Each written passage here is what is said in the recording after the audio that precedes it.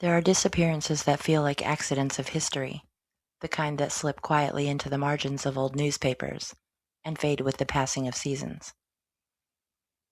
And then there are disappearances that feel deliberate, almost mythic, as if the person stepped out of the world by choice and left behind a riddle for the rest of us to argue over. Ambrose Bierce belonged to the latter category. He was a man who had spent his entire life walking along the edges of death, and in the winter of 1913, he crossed that line for the final time. By then he was 71 years old, though he carried himself with the sharpness of a man half his age. His hair had gone white, but his eyes were still the same cold, penetrating gray that had stared down Confederate cannons at Shiloh and Chickamauga. He had been a soldier, a journalist, a satirist, and a literary force whose words could cut as cleanly as the bayonet he once carried. He had seen the worst of humanity, and had written about it with a clarity that made readers uncomfortable. He was, in every sense, a man who had lived too long with ghosts. In the autumn of 1913, Bierce left Washington, D.C., telling friends he was embarking on what he called his, quote, last grand adventure. He traveled through the American South, visiting old battlefields where he had once fought as a young Union officer. He walked the ridges of Chickamauga, stood in the sunken roads of Shiloh, and wrote letters describing the strange sensation of revisiting the places where he had nearly died. In one letter he wrote, quote, "To be a ghost among ghosts is a curious thing," end quote. It was the kind of line that would later haunt historians, because it sounded like a man preparing to step out of the world. By November he had crossed into Texas. From there he slipped quietly into Mexico, a nation in the throes of revolution. Pancho Villa's División del Norte was on the move, and Bierce, ever drawn to the smell of gunpowder and the chaos of war, attached himself to Villa's forces as an observer. He wrote to his niece from Chihuahua on December 26, 1913, saying, quote, "I leave here tomorrow for an unknown destination." It was the last confirmed letter he ever sent. After that the trail goes dim. Some said he rode with Villa's army toward Ojinaga. Others claimed he stayed behind in Chihuahua City. A few insisted he was seen in the company of Villa himself, riding on horseback, with the same rigid posture he had carried since the Civil War. But no one could say for certain. The only thing known is that somewhere in northern Mexico in the final days of 1913, or the first days of 1914, Ambrose Bierce vanished. What followed was not silence, but a century of whispers. Men in remote Mexican villages claimed to have met an old American who called himself Bierce. A prospector in Texas swore he shared a campfire with him years after the disappearance. A man in Sierra Mojada told a journalist that Bierce had died in his home and had left behind papers. A trunk of letters surfaced in the 1960s, attributed to Bierce, though no one could prove they were genuine. And through it all, the legend grew, twisting itself into something larger than the man who had inspired it. This is the story of Ambrose Bierce's final journey. It's a story built on facts, letters, testimonies, and the strange persistence of memory. It's a story of a man who walked willingly into the heart of a revolution, and may have walked out again under a different name. It is a story of truth and rumor, of history and myth, of a disappearance that refuses to settle into a single explanation. Most of all, it's the story of a man who spent his life writing about death, only to become one of its most enduring mysteries. Ambrose Bierce was born in 1842 in a log cabin in Ohio, the 10th of 13 children. His parents, Marcus and Laura Bierce, were stern, bookish people who gave all their children names beginning with the letter A. Ambrose grew up surrounded by words, but he was also surrounded by hardship. The frontier was unforgiving, and the Bierce family lived a life of constant labor. Yet even as a boy, Ambrose showed signs of the sharp mind that would later define him. He devoured books, sketched landscapes, and developed a fascination with the darker corners of human nature.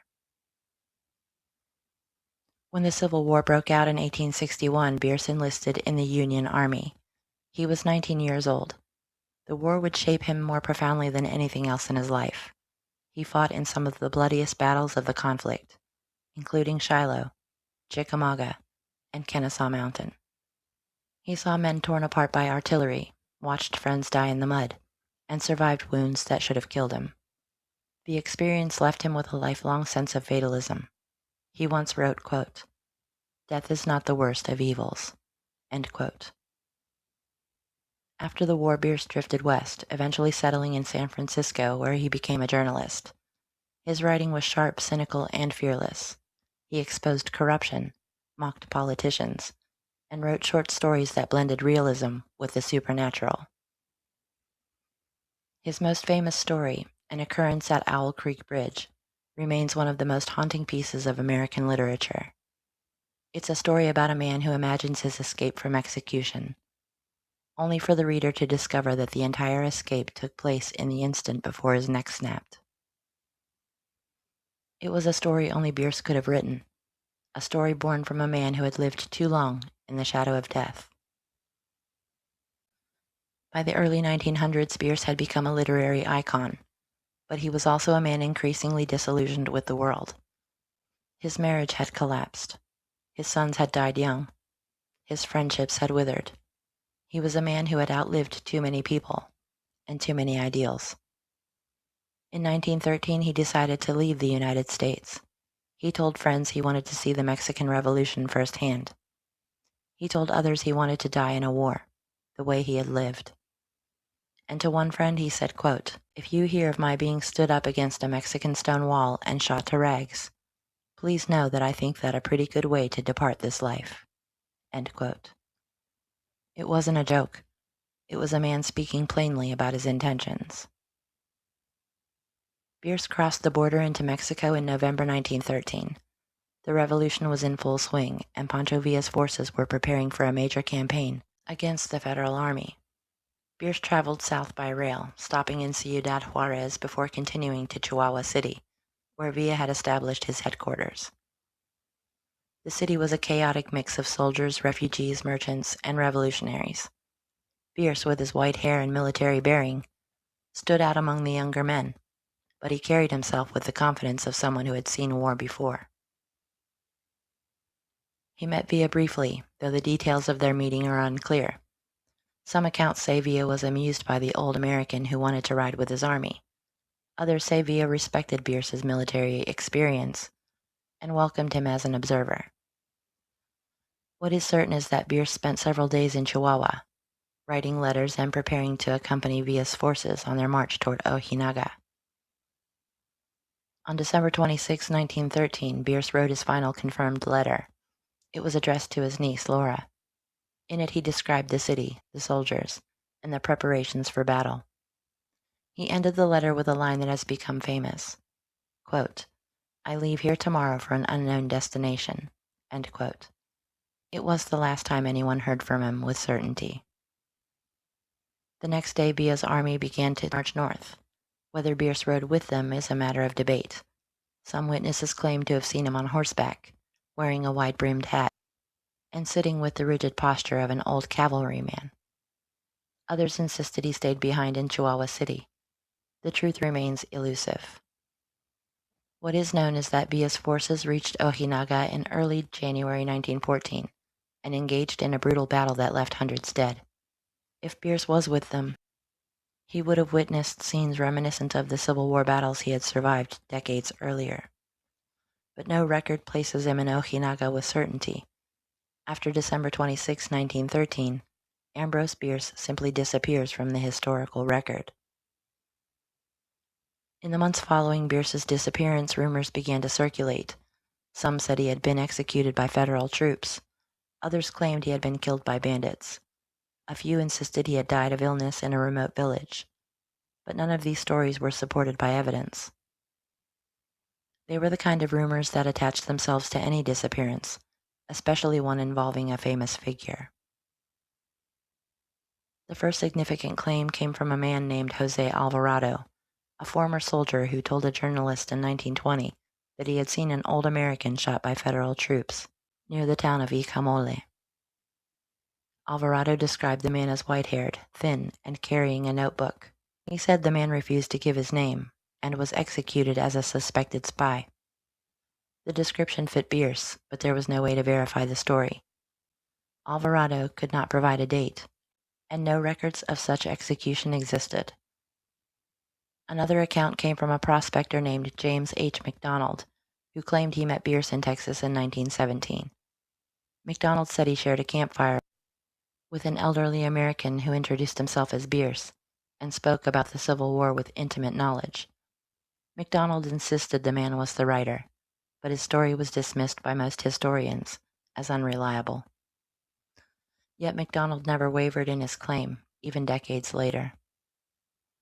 These early whispers did little to clarify the mystery. If anything, they deepened it. Bierce had vanished in a region torn apart by war, where records were scarce and violence was common. It was entirely possible he had died anonymously, his body buried in an unmarked grave or left in the desert. But the lack of evidence left room for speculation, and speculation is the soil in which legends grow. The most compelling claim about Bierce's fate came from a man named Luis Quintanilla, a resident of the mining town of Sierra Mojada in the state of Coahuila. In 1929, Quintanilla told a visiting American journalist that an old American had died in his home many years earlier. The man had arrived in Sierra Mojada exhausted and ill, carrying a small bag and a stack of papers. He spoke English and introduced himself as Ambrose, which Quintanilla believed was a Spanish version of Ambrose. According to Quintanilla, the man stayed with him for several days, growing weaker each day. He spoke about war, about writing, and about traveling through Mexico. He said he had come to the country seeking adventure, but had found only hardship. Quintanilla claimed the man died quietly one night, and that he buried him in a simple grave outside the town. The details were tantalizing. Sierra Mojada was within the region where Bierce was believed to have traveled. The timeline fit, and the description of the old American matched Bierce.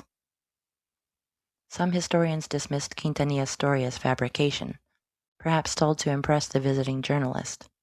Others believed it was plausible. The truth remains uncertain.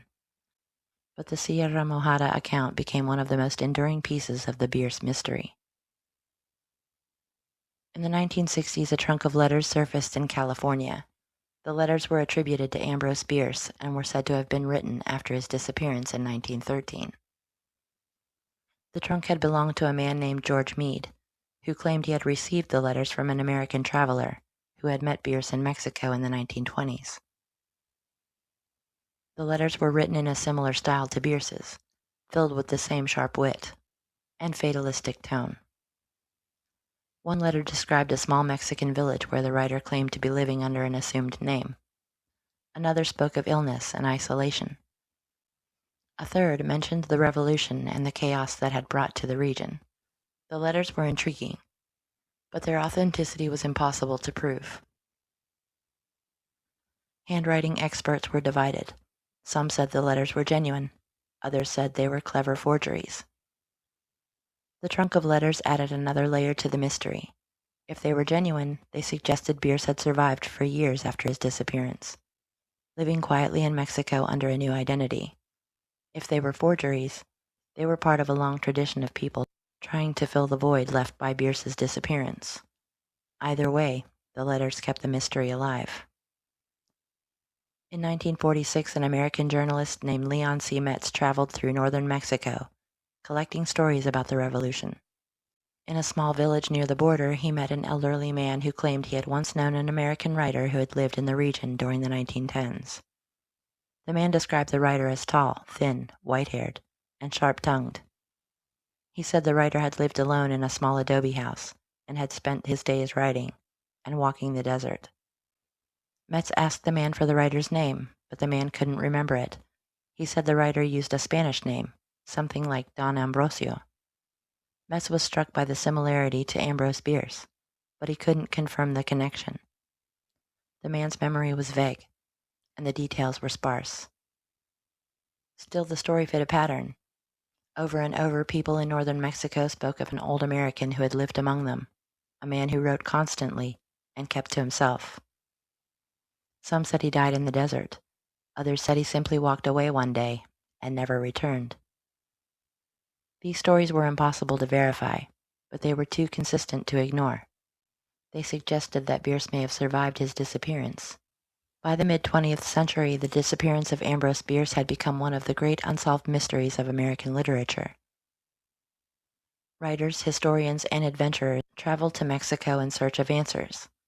Some returned with stories of men who claimed to have known Bierce. Others returned with nothing but dust and disappointment. The legend grew because it fit the man. Bierce had spent his life writing about death, war, and the fragility of human existence. He had a fascination with the unknown and a disdain for sentimentality. His disappearance felt like the final chapter of a story he had been writing his entire life. Some believed he had been executed by Villa's forces. Others believed he had died of illness in a remote village. A few believed he had staged his own disappearance and lived out his final years under a new identity. The truth remained elusive, and the lack of evidence allowed the legend to flourish. In the end, the disappearance of Ambrose Bierce became a reflection of the man himself, sharp, enigmatic, and impossible to pin down. As the decades passed, historians continued to debate Bierce's fate. The most widely accepted theory is that he died in the region around Ojinaga in late 1913 or early 1914, either during the battle or shortly afterward. The chaos of the revolution, the lack of records, and the violence of the time make it likely that his death went unrecorded. But the alternative theories refuse to die. The Sierra Mojada account, the trunk of letters, the stories of the old American in the desert. All of these suggest the possibility that Bierce survived his disappearance and lived quietly in Mexico for years afterwards. The truth may never be known. Bierce himself once wrote, quote, "Nothing matters," end quote. It was a line that captured his fatalistic worldview, but it also captured the essence of his disappearance. In the end, the facts matter less than the mystery they created. Ambrose Bierce walked into Mexico seeking adventure, and he found something far more enduring, a legend that has lasted for more than a century. This narrative is grounded in the documented historical records surrounding Ambrose Bierce's disappearance. Primary sources include Bierce's letters from 1913, particularly his correspondence from Chihuahua, dated December 26. Contemporary accounts from Pancho Villa's forces, including testimonies from soldiers and observers, provide context for Bierce's movements in northern Mexico. Early 20th century newspaper reports, including interviews with José Alvarado and James H. MacDonald, offer insight into the first wave of alleged sightings. The Sierra Mojada account is drawn from a 1929 interview conducted by an American journalist whose notes were later archived in regional historical collections. The trunk of letters attributed to Bierce in the 1960s has been examined by handwriting experts and discussed in academic journals, though its authenticity remains disputed. Additional context comes from Leon C. Metz's interviews in the 1940s and from the modern historical analyses of the Mexican Revolution and Bierce's final journey. All interpretations presented here remain within the boundaries of documented evidence and recorded testimony. Ambrose Bierce once wrote that death was, quote, "a good career move," end quote. He meant it as a joke, a cynical jab at the way fame often grows after a person is gone. But in his case, the line became prophetic. His disappearance transformed him from a writer into a legend, from a man into a mystery. He walked into Mexico at the age of 71, carrying nothing but a notebook, a pen, and the weight of a lifetime spent staring into the abyss. Whether he died in battle, in a remote village, or alone in the desert, he left behind a story that refuses to fade. His disappearance became the final chapter of a life defined by sharp edges and unanswered questions. In the end, Ambrose Bierce achieved something rare. He became the kind of mystery that endures, not because of what is known, but because of what is not.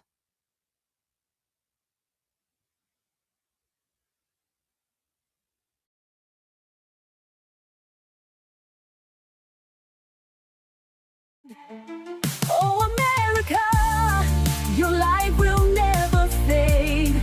Together we rise, no matter the shade. With every trial, we learn to adapt. Our resilience shines, a beacon to the nation's heart.